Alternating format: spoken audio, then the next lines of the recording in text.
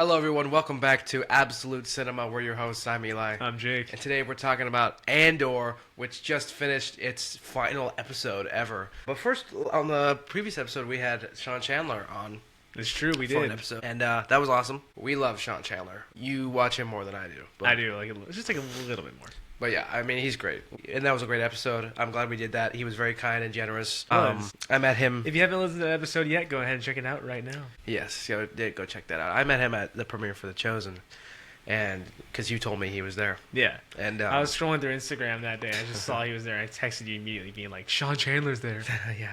And I ran across the carpet, and I was actually? I was like, "Where's Sean Chandler?" Where is he? And I found him. He was at the opposite end of me, so I had to that's funny. go and find him. But then I found him. I was like, "Sean," and he turned around. I was like, "What?" And I was like, "I'm a huge fan." And he's like, "Oh, thanks, cool." You never told me this story. Yeah. So then, and then after it was over, we were talking outside with some other people. Yeah. But anyway, Andor season 2 wrapped last week, which is, I mean, we're a little late on this, but it's just. That's just how it happens. So season 1 came out back in 2022. It got it got really good reviews. It's just the viewership, which is this is what happens with a lot of Disney Plus shows. The viewership wasn't quite there, but it was critically acclaimed as probably the best Star Wars show to come out. That's what a lot of the critics were saying. Season 2 has now finally come out, and it's the final season. After this, there's no more Andor. It's just only 2 seasons of Andor from Tony Gilroy, which is really sad. So, kind of want to just go off to hit the ground running on this one, just to say, objectively, this is a great season of television. They did a really great job of following it up. I mean, they did some really good storytelling. The writing is still on point. All the characters are really well done. I mean, there are a few things about the writing that we'll talk about in a second, which is fine. Let's just keep it positive for right now. I think it was objectively a very well-made piece of television for this second season. I might say, personally, I might still like the first season better. But I will say that season 2 was probably on par with the first season. I love Andor. It's just it's prime television, Yeah. All of the characters are so they feel so real. All of the performances are awesome. Every single actor is just great. Every single character feels like a real person, and they're flawed and they have depth and they're not two-dimensional every single one, which is just insane. And it's politics, so it's a little different than what you're used to in Star Wars, but it's intense and it's thrilling and it's just it's Tony Gilroy did the Bourne trilogy. And so it's not like a direct copy of the Bourne trilogy, but he's pulling in some of those influences into the world of Star Wars. It's not like how Sean Chandler put it. It's not like he's looking at old Star Wars. He's looking at old movies that he's made, or just going off of different stuff. He's looking at what inspired George Lucas. A really, really thought out and deep and, really well done look at how an empire and a galactic force like that can get so corrupt, and how the people who want to stop it or want to stand up, how they make choices that, eventually lead to this rebellion that we see in episode 4. It's all very slow burn to see how the rebellion. Basically, the whole point of the show is where does the rebellion come from? It's a very slow job of showing how that would work, what people would have to do. Basically, the whole point is people have to sacrifice their lives just to join the rebellion. It's just that's what they're doing. They're basically just giving up everything they have just to fight this tyrant that I can't even say the word. This let's just say evil government. I can't that word slipped my mind, but they're basically just giving up everything they have just to fight this evil government. That's what you would have to do in a real rebellion. They literally dive into that. The OG Star Wars was always it was what they represented as the good guys, but here they make it very clear real people. This is our real people with real lives that they have to throw away just for the sake of a rebellion. Yeah, and the world building is so there's so many intricate layers to it, and it's not all it's not about the Force. It's not about the Jedi. It's not about having a bunch of fan service and returning people and whatever. It's just about a character who no one liked from Rogue One actually being turned into an interesting character and having interesting people around him that make this world feel a lot more lived in and maybe a little bit more real than some of the other ones felt. Yeah, definitely, because when they announced Andor, we were like, what? No, everybody else. Everyone was like that, yeah. It was well, nobody cares about it. One of the biggest criticisms, one of the only criticisms of Rogue One was that the characters were just completely forgettable. Yeah. And I think Cassian was, I'm pretty sure Cassian was the one who everyone hated the most. Yeah, like everyone's like, who we don't care about this guy, and besides, we know he dies in Rogue One anyway. So like, why do we need a whole prequel show about him? I mean, and the thing is, this show isn't really about Andor specifically. It's really not. He's the main character, I guess, but especially in season 2, there's many points where like in like the first 3 episodes and even the first 6 episodes, it just doesn't seem like he's doing that much. Like, yeah, and he's there and he's an important character in a lot of the moving parts, but like his name is the show. Yeah, but we check in with him sometimes, but really it's about, like Luthen and Mon Mothma and the Cyril and the ISB people. And it's more about the start of the rebellion than about Andor himself. Yeah. And I think that's better than just calling it like a show called Rebellion. Like they needed somebody who can actually like carry the show and like who's a named character. Yeah, because season 1 was more about Andor and his backstory, and so season 1 was much more about him, and he was much more the front and center, whereas season 2 is more like the surrounding people who started the rebellion. It's also really cool to see how it leads into Rogue One. Like we finally get K2SO this season. He shows up a little later, but he finally comes in. And, like you see, like all like you can see, like episode 8 and 9, where it's like the true start of the rebellion, like where it gets started. Mon Mothma finally reaching her breaking point and speaking out against the Empire, which they say leads into that one episode from Star Wars Rebels. So it's like basically like they do that without having like any of the Rebels characters show up in live action. They just say like it leads right into that and like tying the world together. Yeah, that was really cool. It really shows like where it starts from, and then like it ends right as it goes into Rogue One. So it's like days before Rogue One takes place is where Andor season 2 leaves off, which is really cool, and I loved it. Completely recontextualized as Rogue One. Yeah, like Rogue One completely recontextualized A New Hope, and so like after you get Rogue One and now Andor, like you look at A New Hope completely differently. Exactly. And after Andor, you look at Rogue One completely differently. It's like it's crazy how they were able to do that. Like in retrospect. It's like when you got Rogue One, it's like this whole thing started because these group of people sacrificed their lives to get those plans. Yeah. And here it's like, Rogue One's like it's all about this guy who basically did everything who gave up everything just for this fight. Yeah. No. And also my voice is under the weather, so. The reason I'm coughing and my voice is like weird. That's why, just so you know.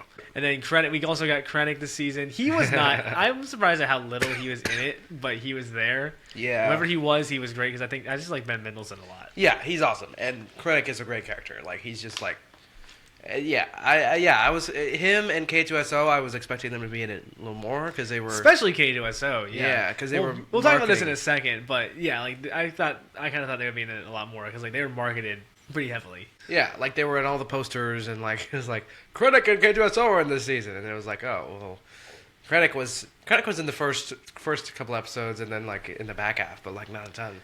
Yeah, but both are great characters, and like it's always good to see them again. Yeah. So.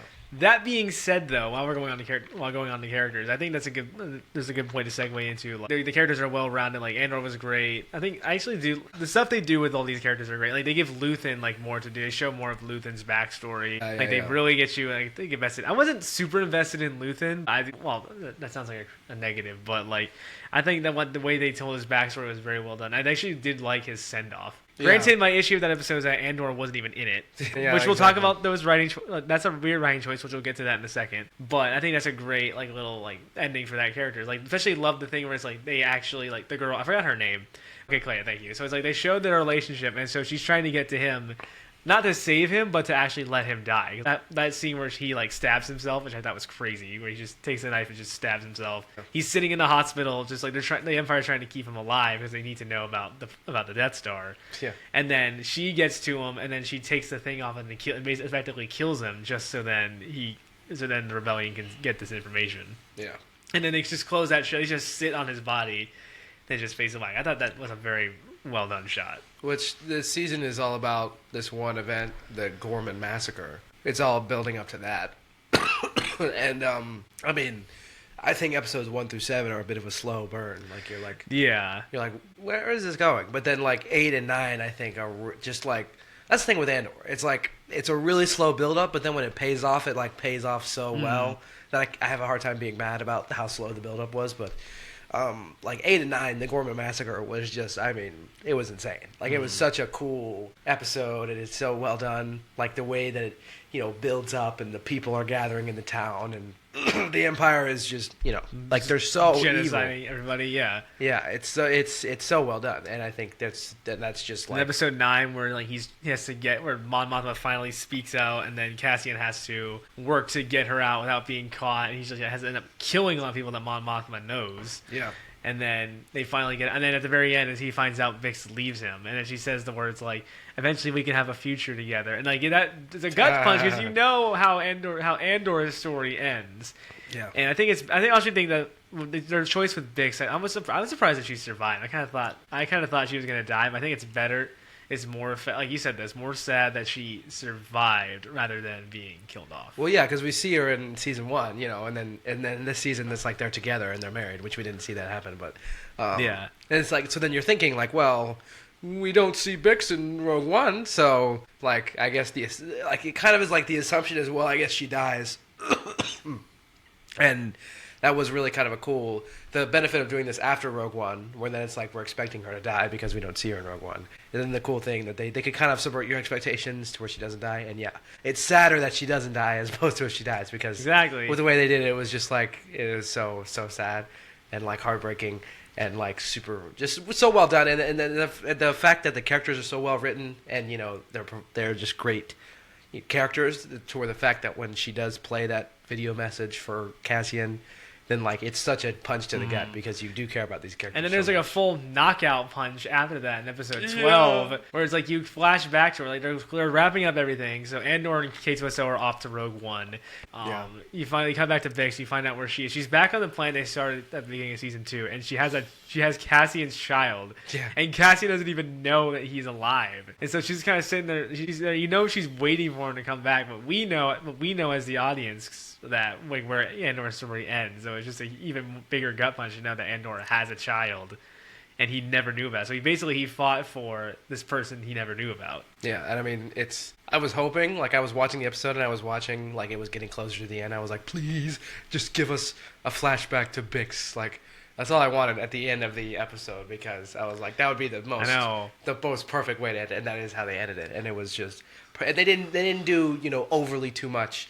Like they didn't It's just even a show quiet scene. Yeah, it's like a few seconds, but it's just like giving you this hope for the future and showing that it was all for the greater good, which makes it even more heartbreaking. That, exactly. Like, it's like it is the best thing that could have happened. So that was just, that's just great writing. Like, that's just like, Tony Gilroy. I really wish that he would do more Star Wars, because this is the best Star Wars I think we've gotten, since like the original trilogy. That's true. It's so well done, and it's like just it's so good. Like there are little things that annoy me about Andor. I've told you about this multiple times. Like you say. I was about to say like it's great writing, but that being said, not every writing choice was I would say was the best in this season, because it's like they do this thing where it's like they say this has been documented, like every 3 episodes there's a 1-year time jump. Yeah. And personally, that's like my one issue with this season as a whole. I kind of holds it back from season 1 is the time jumps really kind of kill it. Because it's been documented that they had plans for a 5-season show, and they were only greenlit 1 more season. I think at the time that's because the first season didn't perform all that well, other than the reviews being like crazy good. Yeah.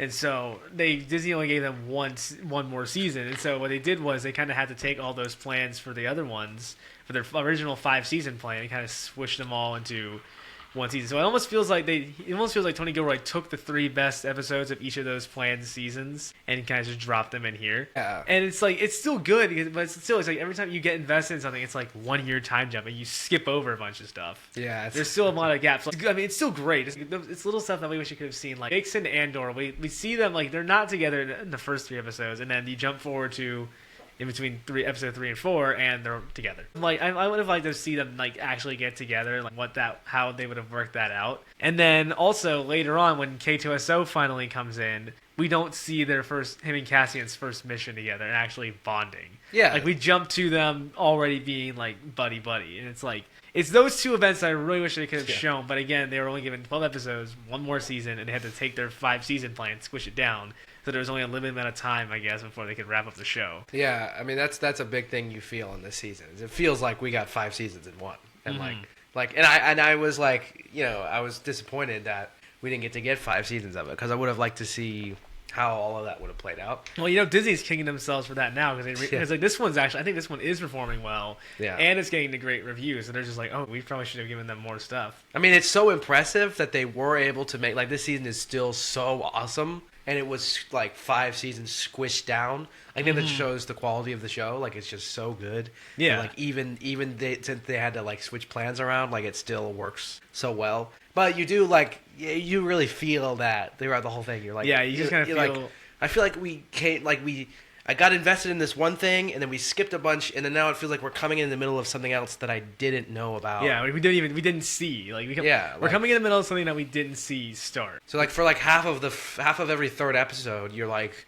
playing catch up because you're like, what happened in the past year since the last thing I saw? So that is a little bit of a hindrance. But again, like, the quality of the show is just so good. It is. It's so impressive how good it is, even in spite of that. I will say it's weird that they made a big deal out of Mon Mothma's daughter getting married, and then the daughter never comes back again after. Yeah, that was just, I think the point of that was just another, like, she had to sacrifice that for the rebellion. I guess that makes sense. Because she got money. It was purely a political marriage, and, like, she got money from the guy that her daughter was marrying. So that was funny. I'm pretty sure that's what that was. I think so, yeah. And so that is what that was just like another, like, she sacrificed everything for the rebellion type thing.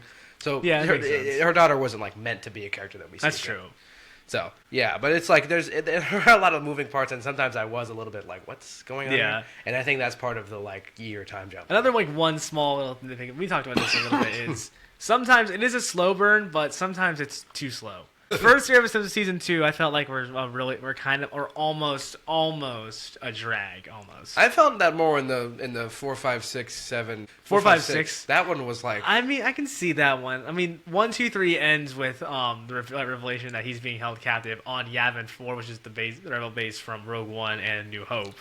Yeah. So it's like that's a nice little payoff. And that's another plot point we never see. We never get to see the actual formation of. Yeah. But at the same time, I think out of all the ones that we didn't get to see, I think that's the one you don't really need to see that. Like, we don't really need to see a base getting established versus Andor and Vix actually getting together. Yeah. And Andor it's like bonding halfway with through the season, they mentioned, like, oh, there's rebels on Yavin. But, like, yeah, in those first 3 episodes, I enjoyed the first 3 episodes more than 4, 5, and 6 because, like, I liked that little side plot of Cassian and, like, the first rebels on Yavin.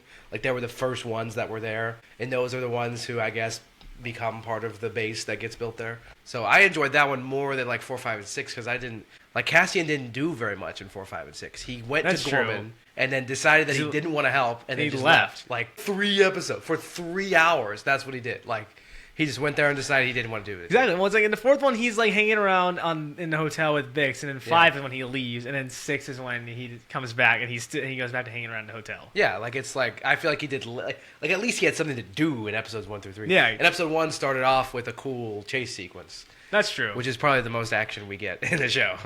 That was like the most thrilling part. Besides, like, in terms of, like, fast-paced action, that was the only fast-paced action we got. The rest of it is, like, more thriller, slow burn. I mean, again, once you get to 8, 9, 8 through 12 are all awesome episodes. That's true. Like, yeah, and it just wraps up so well. That's the thing. It's like when it finally gets. At least for me, that's when it finally got going. Was when it hit like episode 8 through 12. Well, it's like it's kind of frustrating because it's like.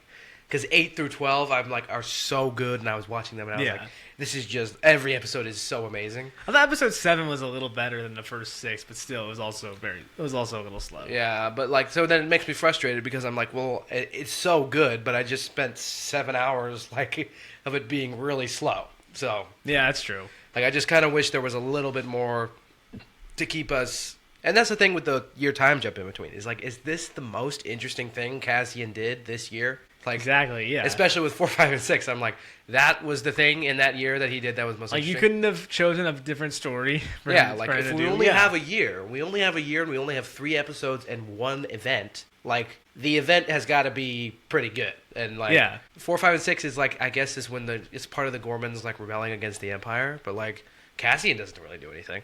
So, and he is technically our main character. Although it is more about the rebellion or whatever. Yeah. But, I mean, Cassian is still our main character, so. Like, it just is a little bit like, really, that's the thing you chose to go with. Not saying that I would have done it better. I definitely don't think I could write a better Andor show than what is. And Tony Gilroy, Yeah, like, he's a genius, obviously.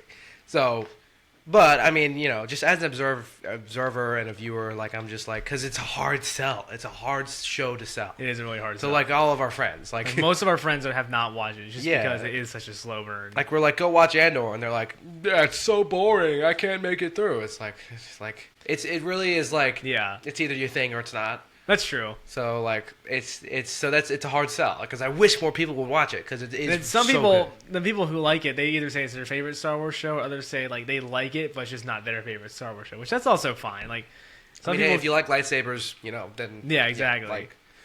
Like I love both. Like I love the Mandoverse, and I love like now people are like hating on the Mandoverse. They're like, Yeah, we exactly. gotta go back to the Mandoverse after this. Like, so it's like I love both. Like I love the lightsabers and the Force and I wish we got more of that kind of thing in Andor. Honestly, sometimes like I'm like, Which you could, I think it's I'm like really. You I would have couldn't liked more any- action a little bit, like Yeah. at least a little bit more like blaster fire. Yeah. Blaster fight. Excuse me, but like.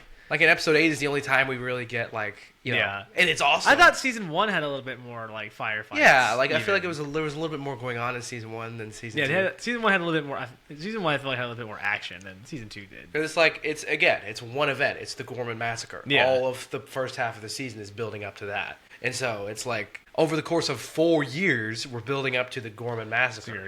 And Yeah. so it's like it's there's not as much like every 3 episodes would have a totally different storyline in season 1. And this one it's like multiple storylines or multiple like chapters, but they're all building towards the same thing. So sometimes I didn't even feel like it had been 4 years. Like they're like 4 years ago we did this, and it's like, well, yeah, that's right. It's been 4 years because every 3 episodes takes place a year apart. Exactly. That's the other thing. Like I sometimes wasn't feeling that, but I mean, the Gorman Massacre itself was like just incredible. Like it was so good. So I don't even care if you don't like lightsabers. Like I mean, yeah, like, everyone has their taste for Star Wars, but like the people who don't like this and then say they say it's too slow, then it's like, yeah, it's slow, but like you're missing out on like whenever it gets to like being really good. Like those people just kind of those are the people that I feel like just tune out before they're not willing to wait and see where it goes. yeah, and I mean the writing is so good anyway. Like I Yeah. feel like sometimes it's tough for me to sit through the low points or the slow moments. Yeah, But like it's still like it's such good character stuff and it's such good world building and like all of this is just a masterclass in so many different things when it comes to storytelling. And it's in the world of Star Wars. exactly. Yeah, So like it's like I don't think they did that perfectly. My biggest pet peeve with the show is like I've told you many times where it's like they're using like a TV instead of a hologram or or like they have like space ties. Some of the hotels feel like Marriott Bonvoys to me a little bit. Like it looks too realistic. I'm like, I don't want this to look like a space hotel. I don't want to be reminded of whenever I stay at Marriott. yeah, but it's like yeah, so it's stuff like that that kind of like bugs Yeah. me. It's like just make it Star Wars, all right? Like we're in Or even Star like when Wars. Bix is like on the floor watching like a TV, like a yeah, it's Star like Wars like TV commercials and stuff. like, or something. Yeah, I'm like, are you serious? Like there's TVs in Star Wars, I get it, but there's some things that I'm like, or they call them days and years, and like I'm pretty sure they called them something different, like cycles, didn't they, or something like that? Cycles, yeah. They didn't do all of the like space language that Star Wars usually Or has. even the Star Wars language, even. Yeah. yeah, exactly. That I'm like just stop. Like it feels like Earth, like it feels like real life, and so I don't like. Another little nitpick. I touched on this earlier. I want to say this is like I think that I wish K2SO came in a little bit sooner. Yeah, I mean, that's the whole thing is like I think I mean I get the show is more about like where the rebellion started than actually Cassian himself. yeah. But still, I think it would have been fun to have like at least a few episodes of like a buddy cop dynamic between Cassian and Kay, where it's like they're both just kind of bouncing off each other, seeing more of their dynamic. It's like when K2SO does show up, he's like just as great as ever. He's like he has like. What's his name? Alan Tudyk hasn't missed a beat since Rogue One. He's just like doing it perfectly. But he's like the exact same as he was in Rogue One. Exactly. Like, There's no change. So it's like I would Yeah. like to see. I would want to see more of him because I just like that character a lot. Like favorite character from Rogue One, I would probably say it's still K2SO even after Andor. yeah, like and K2SO is such a great character, and like Yeah. I agree. I would have really liked to see. Out of all the droids that have come out of Disney Star Wars, I would probably say he might be my favorite. I mean, there's a few other ones that I like, but I would say right now, I would say K2SO is probably my favorite one. he's probably the best. Yeah. Yeah, but I mean that's kind of what we were wanting to see, and that's what we thought we were going to see was like the progression. But of, I still have that will still be a nitpick, but I can more understand that's not really what Tony Gilroy was trying to do. He was more trying to tell the story of like people starting a rebellion by having to give up everything just for the sake of fighting a government, yeah, which I mean, which they don't even know if they can win. That's another thing. They don't. That's yeah. this whole thing is built on they don't know if they're gonna win. I mean, we know as the audience as we've watched the movie, so we know they win. But like Yeah. they don't know where they win. Yeah, and I mean so I wish I could have. And he mentioned plot lines or stuff with K2SO that they had to cut because Yeah, I'm sure. it I'm sure there was switched more down. plot points that they had to cut because again, they switched it all into one season. Yeah, so I mean, I wish we would have gotten to see the full 5-season version of Andor. That would have been sick because the show is so great. But Yeah, I mean, I'm still perfectly satisfied with what we got, which Exactly. is just the two greatest seasons of television in the Star Wars universe, I think. probably. And some of the two greatest seasons of television, I think, ever. Like, it's just such good writing. It's just like the writing is really what kind of makes it. yeah, like it's just characters you care about, and it's intense and it's thrilling, and it's I mean, it's just such a well crafted thing. It's I feel like Star Wars has always been political. Like Yeah, exactly. it's what we talked about with Sean was that it was drawing influences from the things that George Lucas drew influence from. We His moments in history is like Yeah. what it mostly draws from. like we saw we rewatched The Revenge of the Sith in the theater not too long ago. And I remember when we were watching in the theater, and I was sitting there going, like, this is way more political than I remember being, like, as a kid. Like, the whole movie is politics. Exactly, yeah. The whole movie is, The like... entire prequel trilogy is politics. That's Yeah. like Phantom Menace is like it's all like Senate hearings and like all about the whole plot point. The whole driving force of Phantom Menace is the trade routes are in jeopardy. And it's like it's Yeah, all yeah. politics. Yeah, yeah. You don't really think about that whenever you're younger. And then Attack of the Clones didn't really have that. But Revenge of the Sith that comes back because again, Revenge of the Sith is more like being an allegory for like the fall of Rome or like the fall of empires and Yeah. like how people's arrogance can lead to their downfall. No, and like the whole movie is like, they're like, we gotta get General Grievous because that's a strategic move to get the Separatists, and then, End the war. and can the Jedi get involved because it's the war, and the Jedi are not warmongers, they're peacekeepers, like the whole thing. I was like, it's all Exactly, yeah. Like political strategies. the whole and point is stuff. like the Jedi lose their way because they joined the war in their arrogance, thinking that they can contain the problem. Yeah, which so that's just it's all that, and that's what Andor is. Like Tony Gilroy was like, he didn't even really watch Star Wars a ton. Which when I heard that, I was like, really, like, come on. But, Yeah. I mean, Well, it's still better than what the Kenobi writers were able to do because Yeah. they didn't even watch Revenge of the Sith. I mean, it gave him this like boldness, because the show is so bold. It goes to places that you wouldn't expect it to, and that are Yeah. so striking. And it's because he doesn't have this like fear of messing up the canon and like sticking to the lore, and like he just wants to write good television in Star Wars. He just wants to tell the story that he wants to tell. Yeah. Yeah, and he didn't disrupt anything. It's perfectly in line with it leads right into Rogue One, which then leads right into, A New Hope. and it's like it all fits in perfectly, and he Yeah. nailed exactly what Star Wars is about, even though he didn't exactly, I guess, was a huge fan. But he even said after Rogue One, George Lucas called him and told him how much he loved it on like That's a true, 45-minute phone call. So like it's really impressive to me how much he nailed, what Star Wars is about with Andor and with Rogue One, like because it feels different. And the people who say that it's like, oh, they made Star Wars political, like Star Wars has always been political. That's true. It's so irrelevant. Like Again, look at the prequels. That'll tell you everything you need to yeah, know. like the prequels are so political. That's what George Lucas was intending to do. And Yeah. so, like, the fact that he nailed exactly what George Lucas was intending to do without, like, studying Star Wars, he studied what George Lucas studied when he made Star Wars. Yeah, unlike the sequel trilogy, which studied old Star Wars. Yeah, and they don't even do it justice. They study No. old Star Wars and then say, how do we disrupt that? And, We like, deconstruct this. yeah, like... We'll probably get into that. We should talk about that in a future episode. Yeah, we should, because that was just... But That's this... a whole other can of worms. But, I mean, I just never thought we'd get something like Andor. Nobody Yeah, would no one ever thought that a movie about the guy from Rogue One who no Yeah. one cared for would end up being one of the best Star Wars shows. Yeah, like, if you went back in time and told Like me... everyone's looking at like Obi-Wan Kenobi and Book of Boba Fett to be like the winners. Like, Yeah, those should have been because like slam Andor dunks. season one, Book of Boba Fett, and Obi-Wan all came out in the same year, and everyone's looking at those being like, oh, these are going to be yeah. the winners, and then both of them sucked, and then I think Book of Boba Fett is better than Obi-Wan, but still.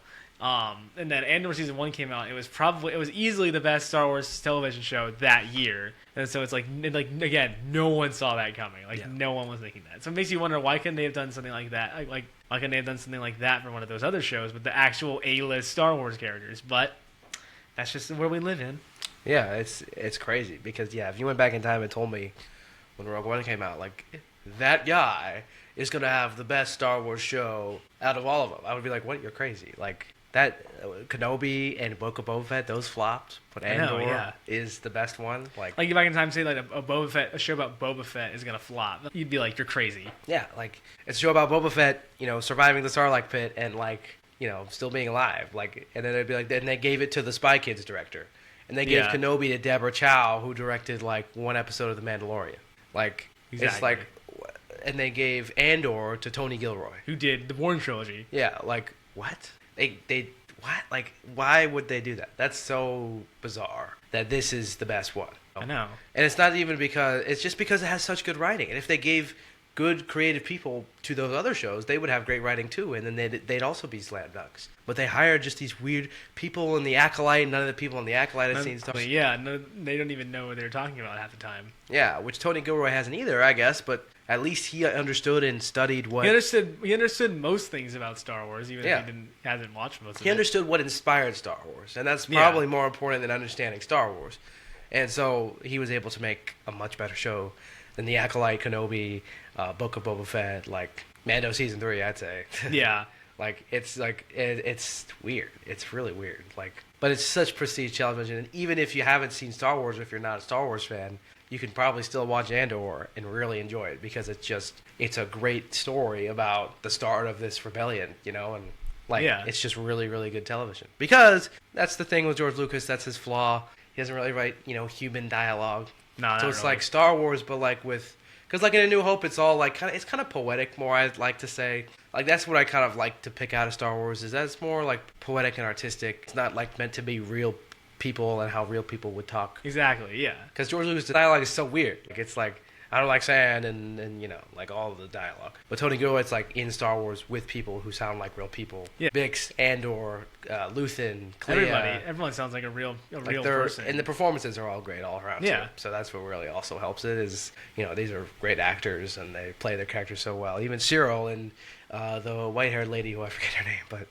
like even they are great characters. Yeah. They're like deep and they're multi-layered and they are just great. So the whole show, I love Andor.